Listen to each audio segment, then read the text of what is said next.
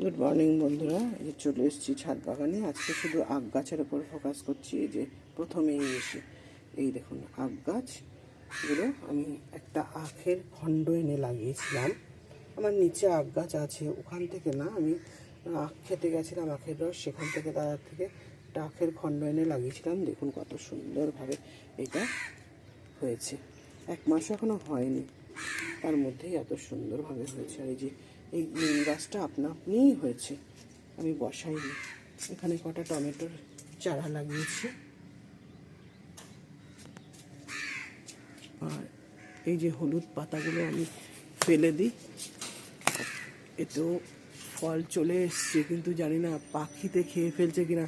ফল চলে এসছে দেখছি, তারপরে দেখছি ফলগুলো নেই। এটাতে তো ধরেছে ফল, এর পাতা অনেক উঁচুতে, আমি হাত পাবো না। আর এটা হচ্ছে মিষ্টি কামরাঙা। মিষ্টি কামরাঙা গাছটায় কবে যে ফল আসবে আমি জানি না। মিষ্টি কামরাঙা গাছটা খুব সুন্দর, একেবারে লজ্জারে ছিল। আমি ওটাকে যত্ন করে করে এতটা জায়গায় নিয়ে এসেছি। এখন দেখা যাক কবে হয়। আর এটা তো একটা নোটে ডাটার গাছ, এটা হচ্ছে একটা